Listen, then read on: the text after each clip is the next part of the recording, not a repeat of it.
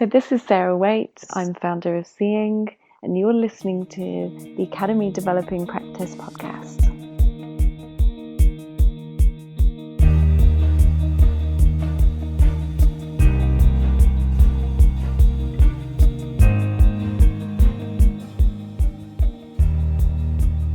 Hello and welcome to the next episode of the University of Liverpool Academy's Developing Practice podcast. Today, myself, Alex Owen, academic developer, and Matt Davis, organisational developer, sat down with Sarah Waite, founder of SÄING. We had a great conversation about wellbeing, and we also got to try some of Sarah's meditation and reflection exercises, which you can all try out while you're listening along. We hope you enjoy our chat. Hi Sarah, we're really pleased to be speaking with you today. Just before we start, and we do this with every single guest that we have on the podcast, we'd like to ask how you arrived at the position and the work that you're doing now, and what drew you to the field. Hi, it's really nice to be here today. So I'm a psychologist, and that's what I studied at university. And I guess I got into it because I just found, as most people do, I just found people fascinating, kind of why we do things, why we don't.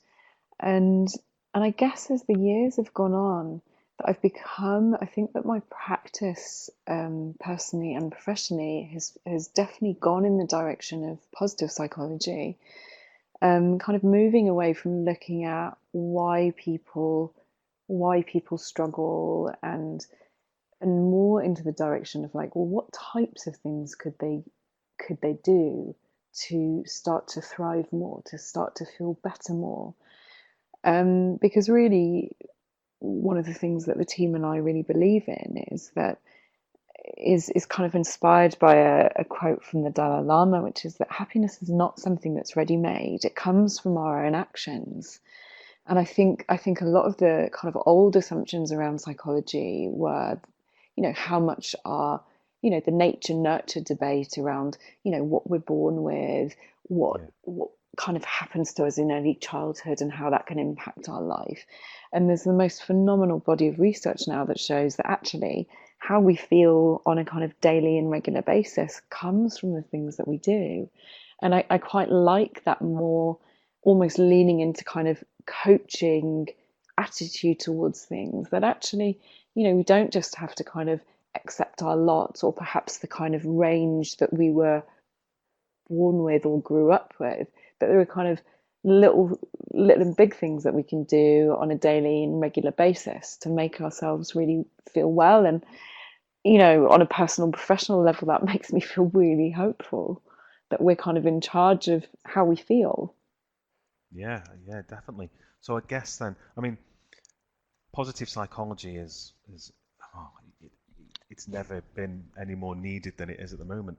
Are you doing a lot of work with a lot of companies, a lot of different institutions around this, or is this something that you're privately sort of looking at?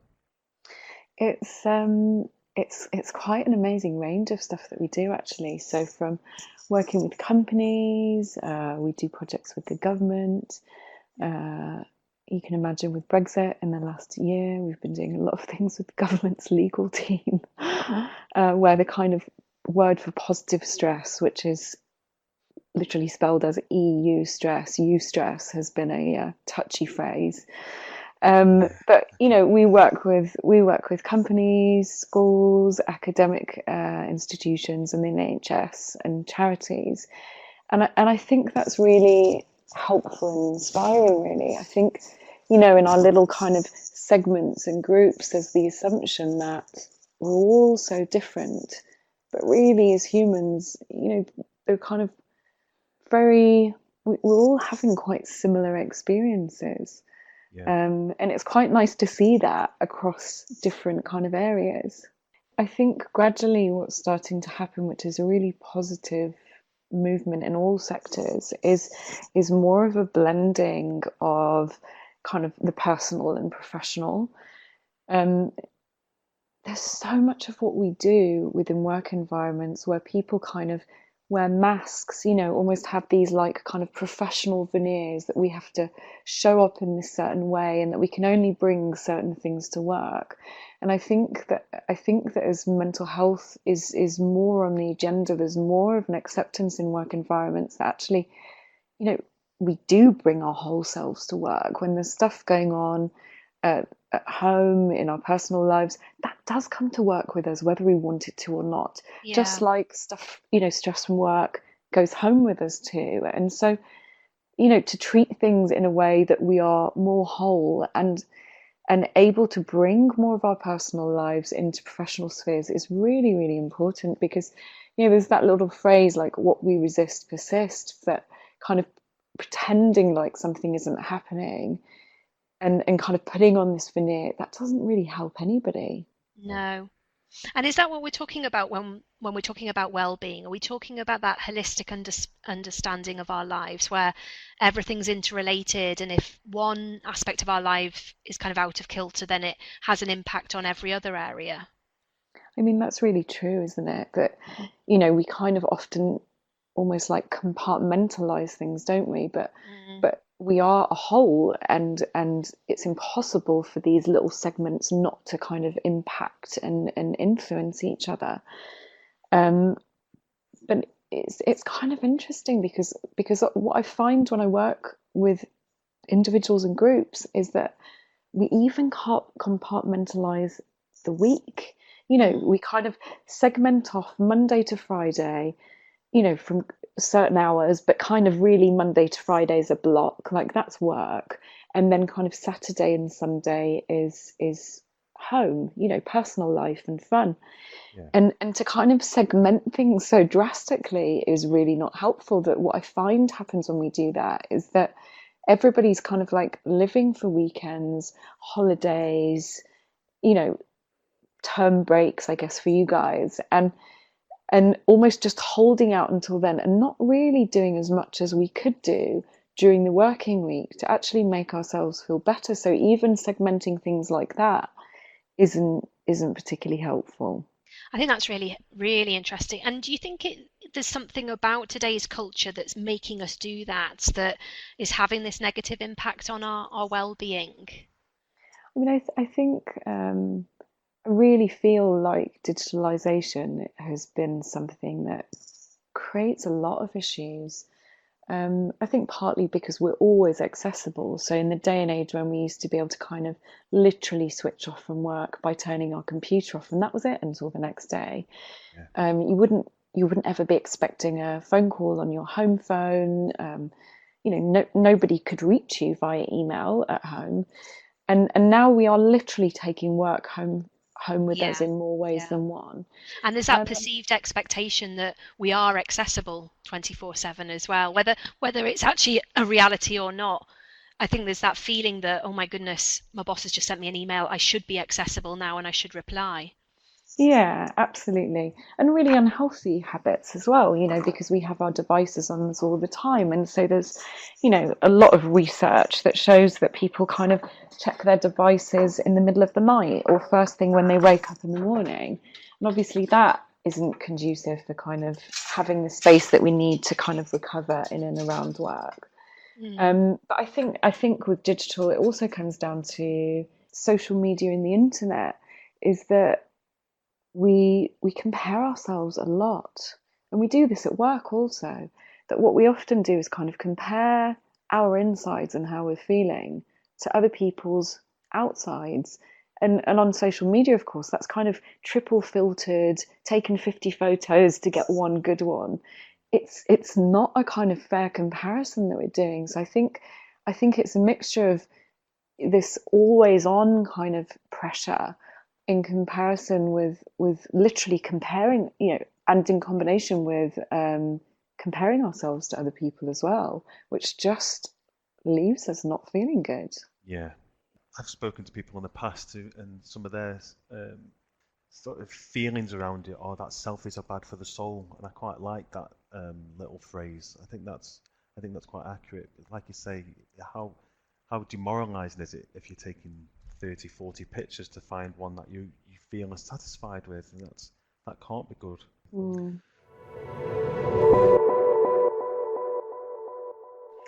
One of the things that I find really interesting when you work in when we do this kind of work in academic institutions and places like the NHS, but what you're working with is a kind of group of people who are experts in their field. And I think there's something really interesting when you work in kind of teaching and helping and support roles, that I think what happens is almost like transactional analysis gone wrong, where you get so stuck in that role, in that dynamic of you being the expert, you being the teacher, and the other people are kind of on the receiving end of that, that I think that the kind of becomes, when you're trapped in that mode, a real issue in that you get so used to being the person who's in control, who's the expert, who's the source of support, that it becomes incredibly difficult for you then to ask for help and support, because there's quite a discomfort in that role shift. So you tend to see that a lot more in kind of academic places than you do in normal work environments, which I think is quite interesting. Yeah, absolutely. And just reflecting on my experience of working with academics in particular, often, academics are high achieving individuals, they've done incredibly well in life, and then they're put into these roles where often there's, so much pressure on them to continue achieving in terms of their research. They're also there in terms of supporting the students to learn, and often there for the students in terms of a pastoral role as well. And there's so much pressure on colleagues, and they don't really know how to handle that. And also, as you say, often they don't know how to then express that they've got a concern, or they don't know where to go for support. So I think there is a real problem with that. Yeah, it's really, and it's so great to kind of talk about this kind of stuff in podcasts like this, because it's so helpful to bring awareness to it, to get a bit of common humanity around, oh yeah, I find it really hard too. Yeah. One of the things, my team and I did a guide for the Guardian at the beginning of the year, which is kind of like I think we called it a joy audit in their New Year special. And one of the things that we were kind of laughing about was how often we treat our well-being and happiness a bit like the good china, for kind of like special occasions or weekends or holidays. And really, what I think is really important is kind of trying to figure out what are, instead of just kind of living for weekends and holidays or sabbaticals, what are the little things that you can do each and every day, each and every week. I had a really interesting experience last summer doing some lecturing with psychology students that were doing a semester abroad from the States. And sometimes when you're talking about things like this, it can feel quite emotional, and because it can be quite revealing when you think about some of these things.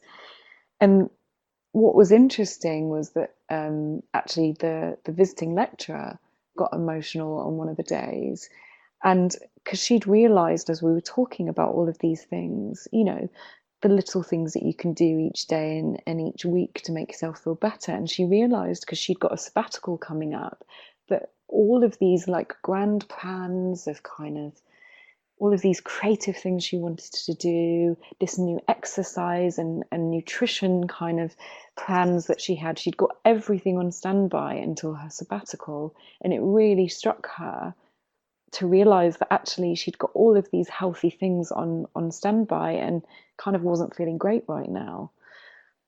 Yeah, and does our culture perpetuate that? So, I mean, I've been really challenged by this recently, that I feel like I have lived in an environment where it's all about achievement, and I'm a mum, so looking after the kids and making sure they have the best childhood, and actually take it. I mean, I remember a couple of months ago, my friend and I actually went and had a spa day, and I felt so guilty because that's not what we're supposed to do. It's almost like we live in a culture where taking care of yourself is a bit frowned on, do you think? Or do you think we're changing that narrative a bit now? And it's a real fallacy that kind of doing those things are selfish. It's actually a gift for everybody. And what's more so is that actually self-care also drives success. I think just there is something in kind of British culture at the moment where there's a bit of a pride in, oh, I'm really busy at the moment, or I'm really stressed, almost as though it's like a badge of honor. Yeah. And what's interesting is if you start to look at people who are highly successful, you know, Barack Obama, Serena Williams, Bill Gates, Richard Branson, when you look at what these people do during their day, there's a massive correlation of activities that they do that are kind of self-care measures. And so there's a lot of exercise going on. You know, Barack Obama, when he lived in the White House, built a basketball court downstairs. Richard Branson goes kite surfing nearly every day. He takes at least an hour exercise every day. You know, so there's regular exercise going on. There's protecting family time, having me time, reading to switch off.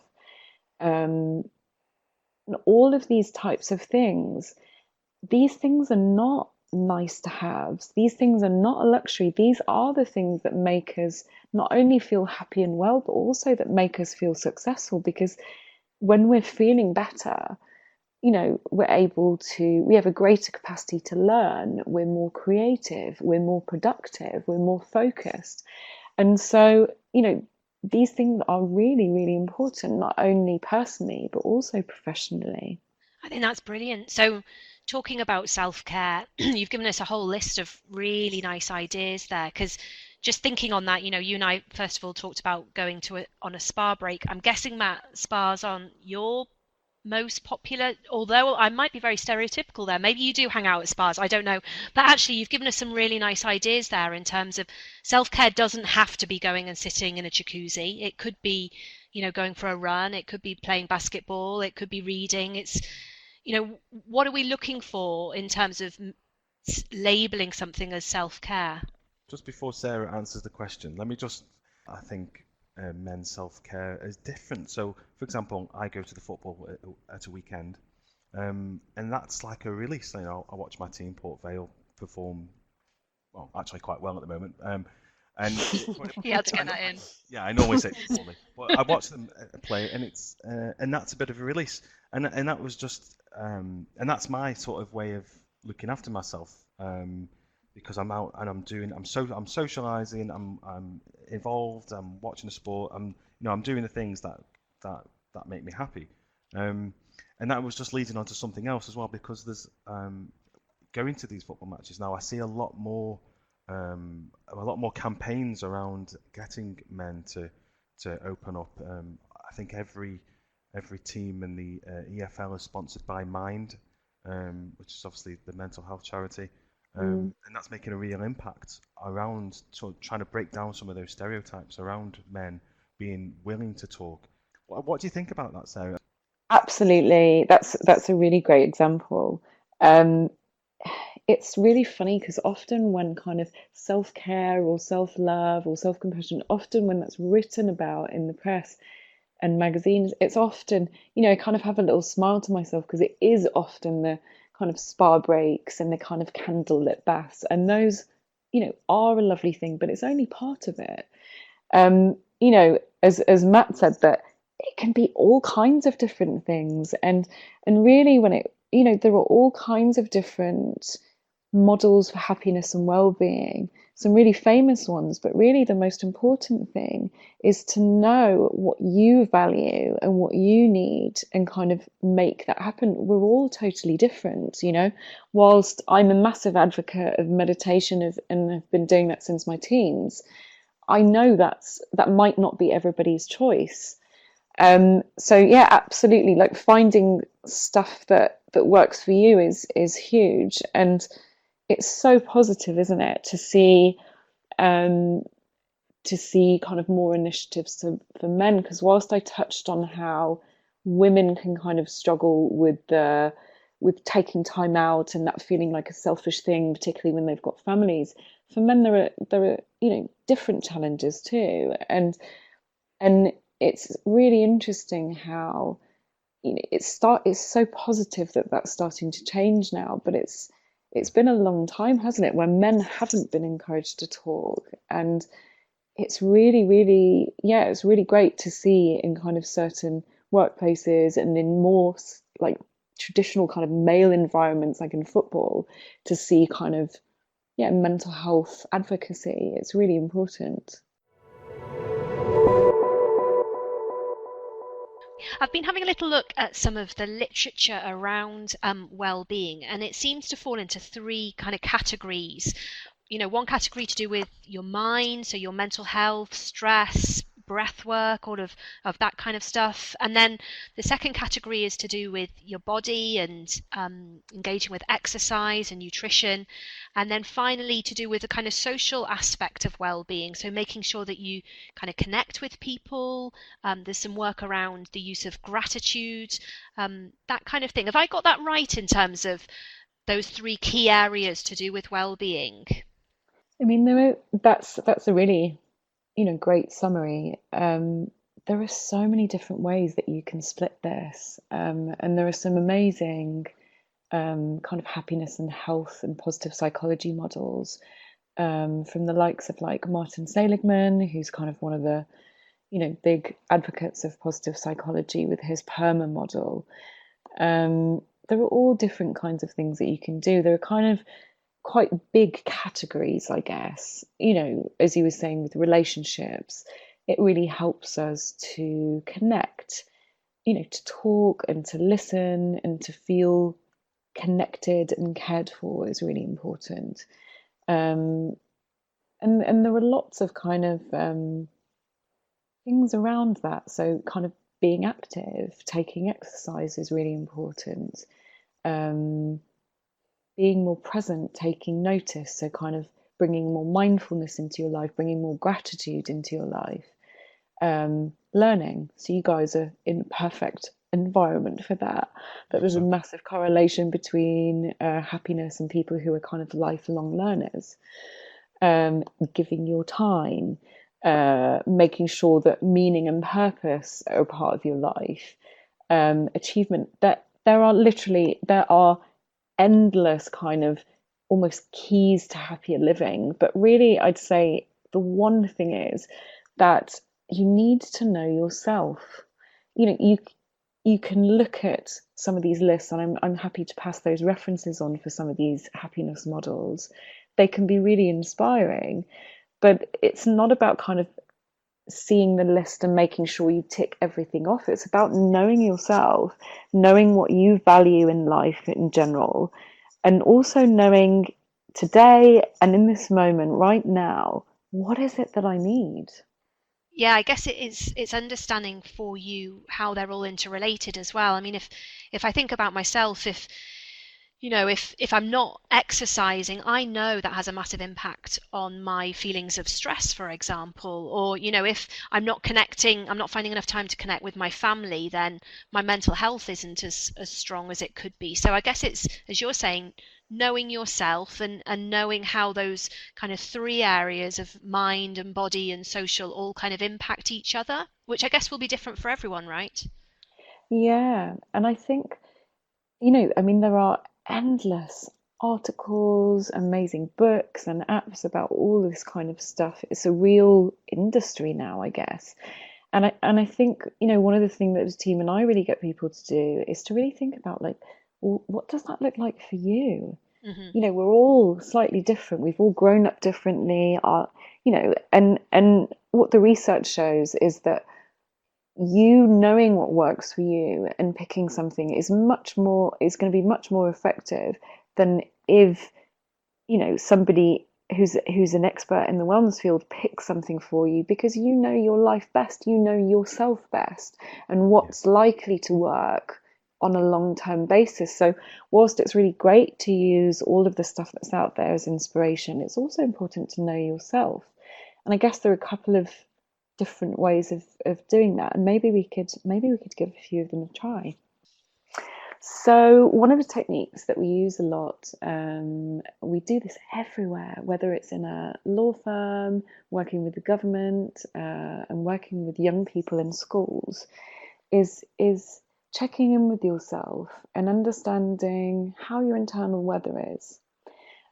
And what's interesting about this technique is very, very simple. So even a child could explain what their internal weather feels like, or we often get them to draw it so that the kind of teachers and caregivers get a visceral kind of feeling for how they are.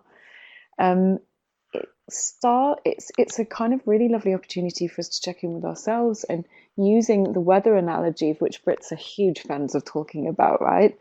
It gives us words to kind of hint at what's going on in our life without, for example, in a work environment, needing to say what's going on exactly. You might want to give it some context, but you might just want to leave it that it's a foggy day and just kind of let that sit with the team. That actually, the more that we understand each other better, we're going to be more compassionate and supportive. So I feel like outside, today's a really, really sunny day. So I woke up feeling really kind of sunny and hopeful. I love all of the things that are in my day, but I think it's feeling a bit windy just because today's had like 3 back-to-back things in, and whilst they're all things that I love, just your mind is kind of distracted, isn't it, when you've got loads of things to do in a day. So I think sunny but kind of blustery winds. Brilliant. What about you, Matt? Okay, so I guess I'm gonna put my weather. You know those really early, crisp, sort of spring mornings, where there's still a bite in the air, but it's really, really bright outside. But because it's the spring, it's been quite wet overnight, and you've got that mist coming off the grass. Yeah. Yeah. So that's my day at the moment. I sort of feel like it's going to be really, really bright, but because there's still that dew coming off the grass, I've still got some things to figure out, some stuff to work through. Nice. What about you, Alex? Mine, I definitely, very similar to yours actually. I had a lovely sunny morning because my day was filled with exciting things. I love recording these podcasts. I think I've said it before, mainly because I'm nosy and I just love hearing people's experiences and hearing their views. So I was excited about this recording. I have to say, in the middle of the day, there was a bit of lightning. I was hosting, I've already told Matt about this, I was hosting a workshop with one of our brilliant mathematicians at the university. And in the middle of the workshop, he got us to do a maths test, which was a little bit panicky for me. So that was a bit like a thunderbolt. But other than having to do a maths test on the spot in front of one of our mathematicians, I've had a really sunny, lovely day. And I'm going out with my husband tonight. So again, I look forward to doing that. Yeah, I feel sunny actually today. That's really great. And so that kind of technique is something that you can do with yourself, with people that you live with. And it's such a good one to do with colleagues, you know, at the beginning of a team meeting, or maybe at the beginning of the day, or kind of in smaller groups at work. And it doesn't always need that context. Although, you know, sometimes as we've kind of done this in organizations, people have said, you know, feel like there's a hurricane coming through the office, and, you know, with all the deadlines that they've got, or, you know, one lady kind of said that it was like bright blue skies, but there were kind of clouds coming, and she'd just come back off honeymoon, and not everybody had known that. And so kind of, you know, coming back with all the joys of honeymoon, and then just kind of like dreads of work deadlines creeping in a little bit. And so really that exercise is really helpful, not only just to check in with ourselves and like know what's going on with ourselves, but also so that other people are aware of that. But it helps us connect with others, and it also helps us kind of be a bit more compassionate and supportive, that our emails and our actions and the work that we gave people and how we treated them would be massively different if we had a little bit of context as to what was going on with them. Earlier on, Sarah, you mentioned that you'd been practicing meditation since you were in your teens. Was that right? Yeah, that's right. Okay. So I've tried meditation, and I've, I didn't stick at it. I really, and I did give it a good go. I mean, I spent some money on the Headspace app, and I really tried to give myself every single day that bit of me time and tried to focus on me and focus on my breathing. But for some reason, I just didn't stick it. Um, I'd just like to understand your thoughts around meditation and why you've practiced it over the years and what you get out of it. I mean, it's a slightly different experience for everybody, really. I think for me, it's something that, in a similar way to the internal weather, it's a way of checking in with myself. Um, I think one of the reasons why mental health is is such an issue is that we we kind of only notice we're not feeling well when we get burnt out or when we get ill, which is often connected, right? Yeah. And so kind of the more often that we check in with ourselves, whether that's through meditation or journaling and writing or techniques like internal weather, we give ourselves the opportunity to know what's going on with ourselves. It's funny because all throughout the day, every day, people ask us how we are, and we use it like a greeting often. Yeah, yeah. Um, People don't really want to know how and you we are. give kind of nondescript answers that actually have nothing to do with how we're feeling. We'll say, "Oh yeah, good, not bad," which is one of the worst. It's Mm, we kind of give answers to "How are you?" without really checking in with, "Oh, how am I?" So actually, it's a really helpful question. And actually, if we started to all answer that question more openly and honestly, we'd be able to head off kind of burnouts and illness a lot faster. There are different stages to meditation. So you start off and you'll be paying attention to your breath, and at some point you'll get distracted. And if you've got a really busy week or day, your mind will be especially distracted. So it will get distracted really quickly, and you won't even realize it. You almost go into a bit of a mind black hole, and at some point you'll realize that you've been distracted and drafting an email in your head or kind of almost heading in next week's meeting. And then what you need to do is, once you've had awareness, which is a great thing, like, oh, I've just been daydreaming or planning dinner later, you just kindly return your focus. What I find is at this stage, when most people realize that they've been kind of planning dinner or daydreaming about lunch, what they do is just pull themselves back into a distraction loop by beating themselves up. Like, oh, Yeah. I'm really not good mm, at this. Yeah. This is really hard. Oh, I'm no good at meditation. I'm rubbish at this. Really kind of beat yourself up. And that isn't helpful. All you're doing is kind of pulling yourself back into kind of thinking.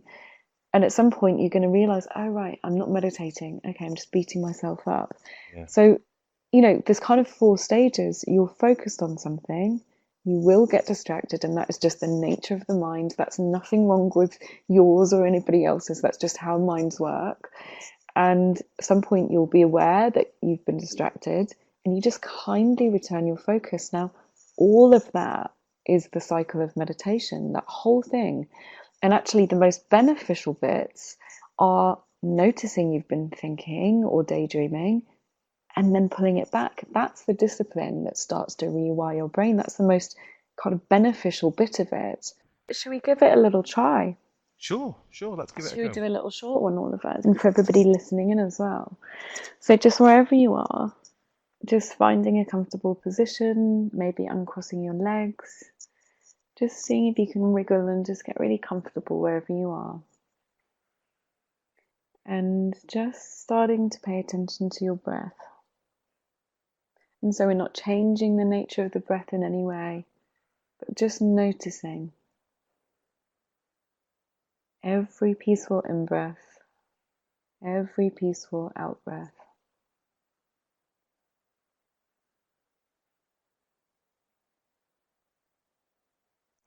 Every nourishing in-breath, every nourishing out-breath.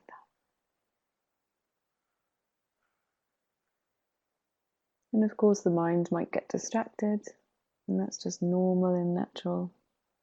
Just returning your focus each time, just gently coming back to the breath, knowing that each time you do so, you're training your mind.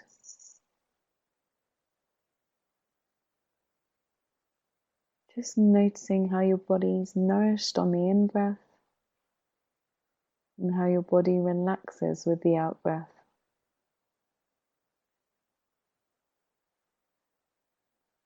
Just letting your body breathe you.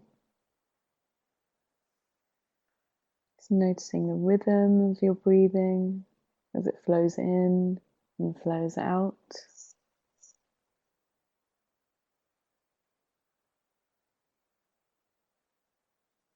Just feeling your whole body just gently moving with the breath, like the movement of the sea.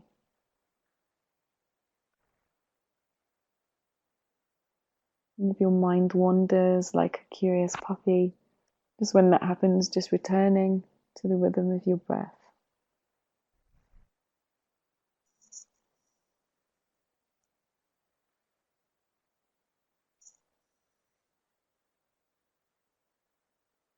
Just giving yourself over to your breathing.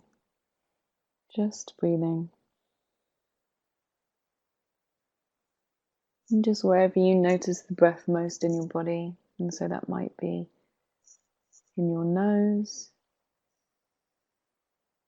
might be the back of your throat, and as the wind goes down your windpipe. It might be noticing the air as your lungs and your tummy move in and out. Just wherever for you, you can notice the breath the most.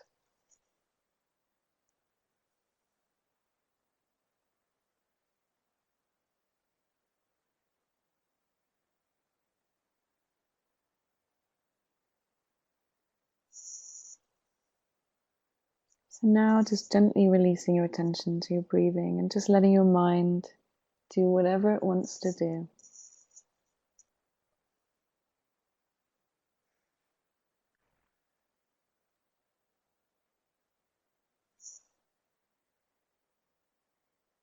And when you're ready, just slowly and gently opening your eyes.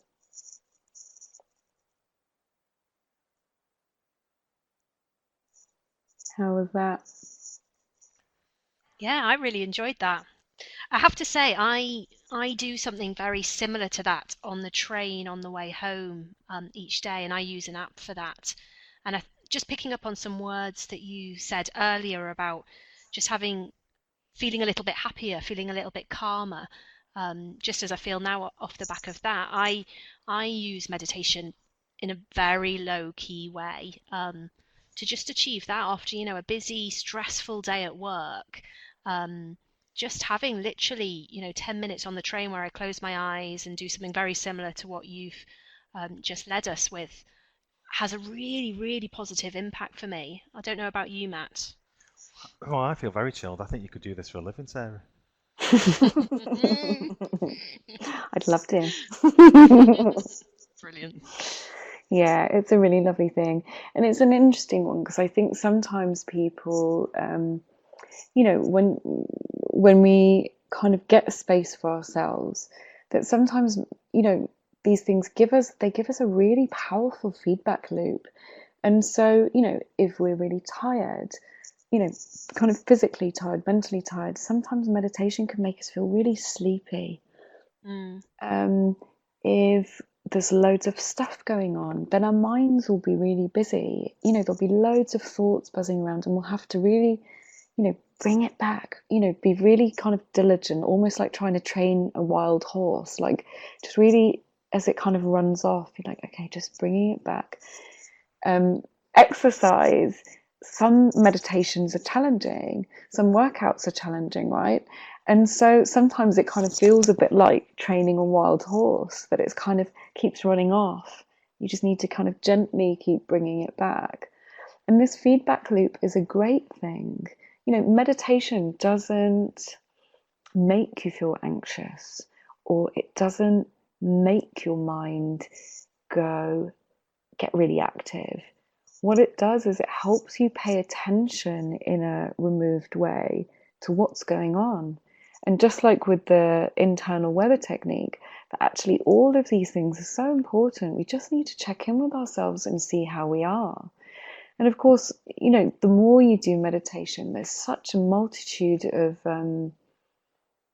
benefits to it, from kind of physical, mental, emotional and relational kind of benefits. There's endless research about the benefits of meditation.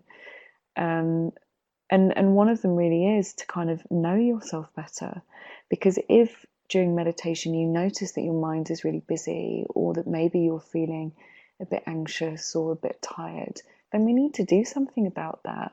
If we kind of keep living for weekends or term time, then it's quite obvious that we're kind of going to come crashing down at some point, because it's not sustainable to be kind of on 24/7 every kind of waking hour. So some really helpful kind of thoughts there about self-care and well-being to do with our mental well-being. We talked a little bit about how some of the literature points to the importance of our physical well-being as well. Can you talk to us a bit about that in terms of how busy colleagues working in HE could support their physical well-being, their bodies? What I find happens a lot is that, as we were saying earlier, that the work week is almost this untouchable block, and then we end up living for weekends and holidays. And really, the people that feel happiest and healthiest and kind of physically and mentally are the ones that manage to integrate things that make them feel well throughout every day. So instead of kind of just treating it as like, that's my work day, that's my work week, these are the fun things I do in my free time, and having those as separate, but kind of having more of an integrated approach. And so, Alex, it sounds like you use your commute really well in kind of using that to like meditate. There are loads of ways that we can use our work commutes. Obviously, I don't recommend driving with your eyes closed, but kind of if you're taking public transportation, that one's good. But there's all kinds of positive ways that we can use our commutes. It could be that we can read to switch off, or to kind of enjoy learning, which is proven to make us feel happy. It could also be that we slightly change our commute. So, instead of driving every day, do you cycle in sometimes? Or do you get off the bus or the train stop one stop or a few stops early, so that you can have a bit of walking and exercise and fresh air? I think, there's ways of kind of using our commutes more creatively. And then maximizing the kind of little breaks that we should be taking, that we often kind of tend to sit at our desks for long periods of time, but any kind of research around concentration spans shows that actually nobody can do that. It's impossible for us to sit down for hours and hours at a time and stay focused and effective. And so actually giving ourselves little breaks, whether it's going to make a little cup of tea, whether it's having our lunch away from our desks, whether feeling a bit kind of fatigued in the afternoon, you just decide to take a little walk around the block or to a nearby park. All these little things that we can do throughout the day in the working week are what make us feel really well. There's been some research done, hasn't there, about the impact of natural light on well-being, and that idea of just getting out, even for a 10-minute walk around the block can do you a lot of good, when we're cooped up in offices with electric lights the whole time. Is that right? Yeah, absolutely. So vitamin D can make a massive difference to how we feel. And of course, in winter months, sunshine is much harder to come by. So when you get days like this, when you've got sunshine, it is important that we get outside and give ourselves that kind of vitamin D hit. Absolutely. And so finally, what about the social side of well-being? I mean, what do we mean by this? I mean, have you got any ideas for our colleagues in HE, or actually anybody who's listening? Do you think there's anything we can put in place in the workplace to aid connectivity, to have an ultimate effect of increasing people's well-being?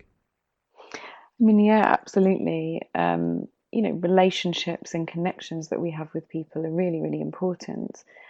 And interestingly, kind of one of the things that is listed that's really important for human emotional well-being is intimacy, and not in a sexual sense in the way that the word's often used, but in terms of like somebody knowing and seeing all of you, kind of loving you warts and all.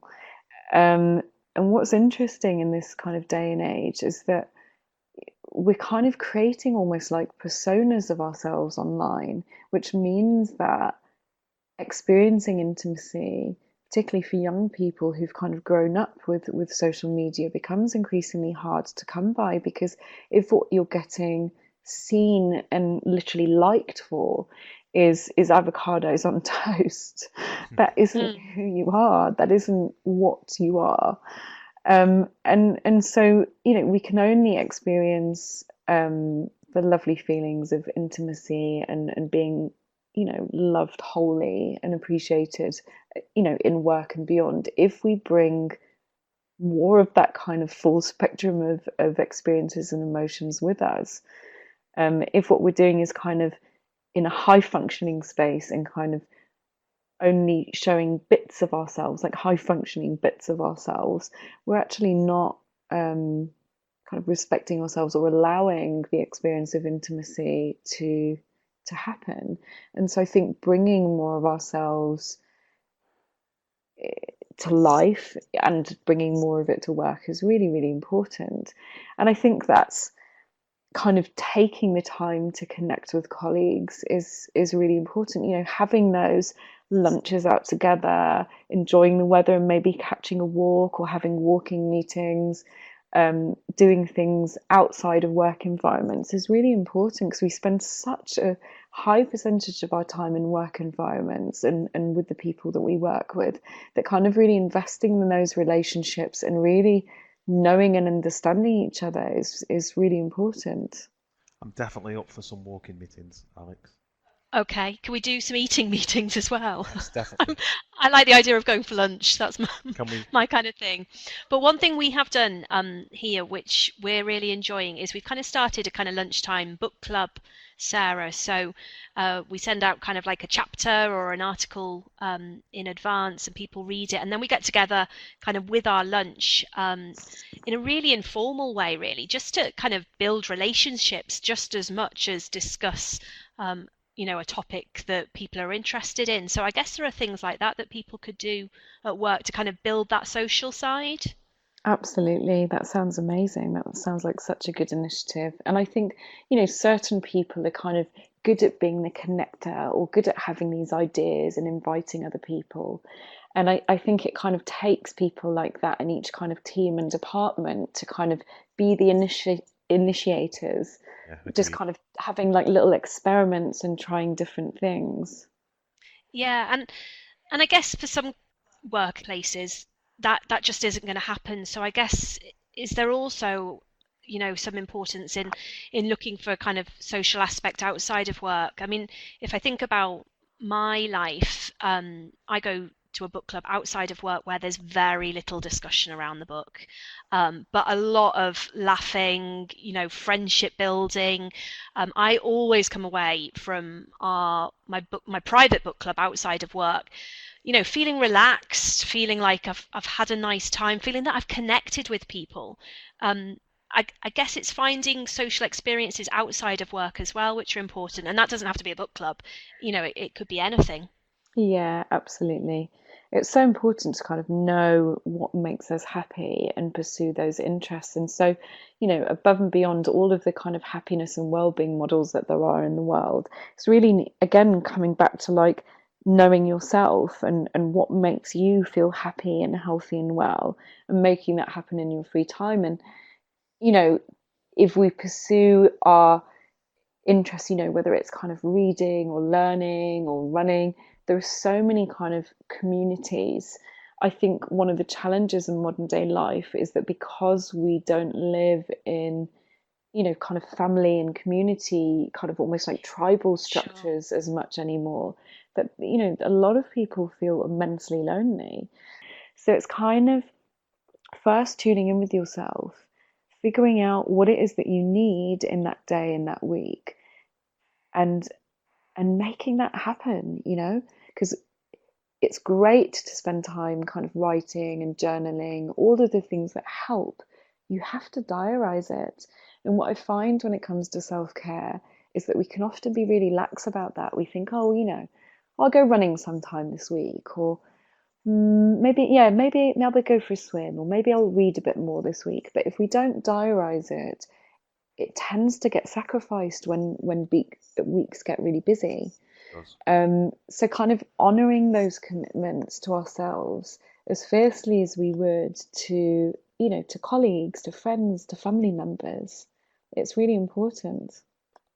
Absolutely. I think that diarising thing is definitely something that I've learned over the years, that if I don't put it in the diary, I just won't do it. Life takes over, doesn't it? So I think when we talked last time, I told you that I usually get up at 5:30 each morning and go for a run, and people think I'm crazy for doing that. But if I haven't diarised it, if I haven't set that goal for myself, I just don't do it, because I think, oh, I'll do it after I get home from work. But actually, once I get home from work, I'm exhausted, and there's the kids, and life goes on. Whereas actually setting that in my diary, that every morning I get up at 5:30 on a work day and I go for a run, is really important to me. And the benefits from doing that physical activity, getting outside in the fresh air, set me up for the day. So I can totally relate to that idea of putting stuff in the diary and holding yourself accountable to that.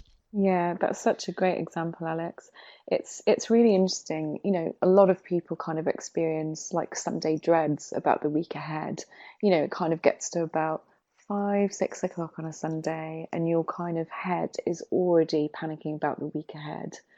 And so it's a great practice on a Sunday if you notice that you're starting to feel a bit panicky about the week ahead, or feeling distracted. A way to take control of that is to get your diary out. Look at your diary. What is that work week feeling like? Is there lots on? Is it back-to-back meetings? Are you working on your own a lot? Are the tasks a bit boring? Or, there's all different kinds of feelings that days and weeks can make you feel. And if you feel into that, what is that week feeling like? Then think about, well, what do I need to counteract that? If I'm working on my own a lot, how could I build in, could I build in like a lunch with a colleague? Could I go see my friends, or go see a comedy night after work or at the weekend? And knowing that you've kind of put these little things in to balance your week out make a massive, massive difference.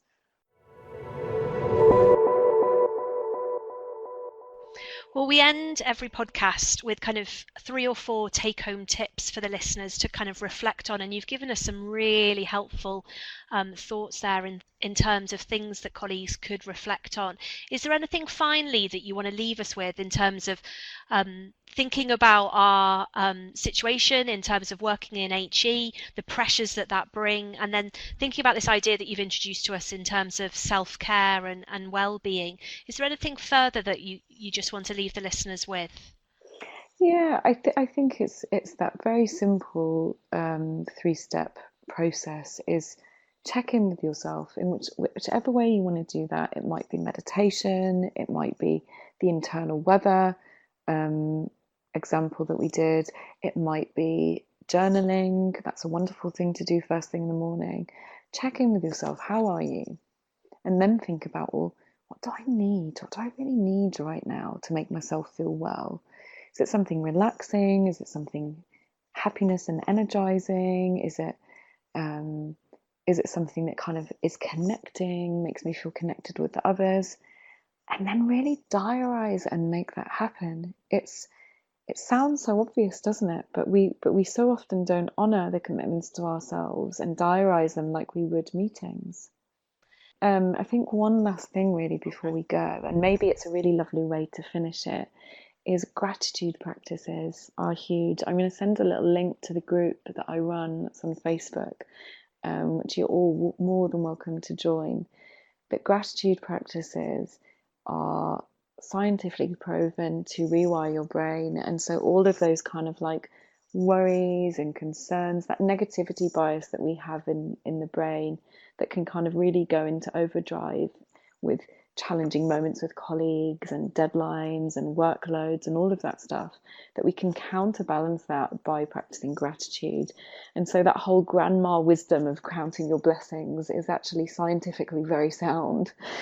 And so if every day you talk about with your colleagues or people that you live with or with friends, perhaps in a WhatsApp group, or journal on your own, three great things every day, that literally rewires your brain to have a more positive experience of great things that happen. It's kind of an elongated happiness experience. It also shows that people sleep better, that it helps us make more positive things happen in our lives. We tend to kind of reach for more positive behaviours. And it also helps us know ourselves, that if we know really deeply the types of things we're grateful for, we're more likely to reach out for the right things in difficult moments. Well, thank you, Sarah. We really, really appreciate your time. There's been some fantastic tips in this podcast, which fit so nicely with our theme of well-being this week. So we really appreciate your time. Thanks for joining us. An absolute pleasure.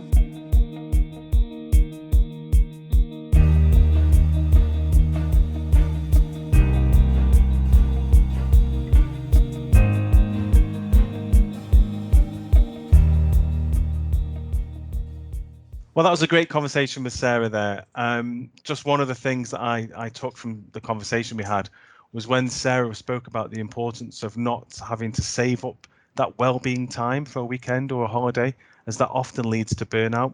So what I'm going to try, following Sarah's advice, is to try incorporating some of that weekend time into my week, if that's possible, especially in the future when the working week becomes a little bit more normal. I think you're absolutely right. And also, one of the things that I was thinking about was actually the relevance that it has to our situation now, with us being in our homes and working off campus. Actually, some of her practical hints and tips to support well-being are really relevant to us now. So thinking about getting out for that daily exercise, thinking about engaging with our social networks, doing the things that we've always done or should be doing, but actually just doing them in different ways at the moment. So one of the things that I've been doing recently is meeting up with friends online in the evening. You know, usually we'd meet up for a drink or go out for a coffee, but actually just meeting up on Zoom is really, really important. Also going out for that daily exercise, whether it's a run or a walk, really, really important to our well-being. So lots for us to think about there, lots of practical hints and tips for us to try at the moment, but also, as you say, Matt, in the future when we get back into our usual routines. Please do let us know what you think about this episode. We'd love to hear from you. You can get in touch with us by tweeting us at Live Uni Academy, and also you can tweet Matt direct at eLearnerMatt and me at Alexandra_Owen. We've also linked to some further resources on the website. So you can specifically look at resources to do with understanding wellbeing at liverpool.ac.uk/the-academy/podcast. And there's a reading list there that you can click on. Yeah, and just a note for me to say that we are really grateful for those who have taken the time to either rate or review our show in your podcast provider's app. So if you have listened and enjoyed this episode, please rate, or even better, review the show, as it really does help us to get noticed, and therefore more people will find us as a result. Bye for now.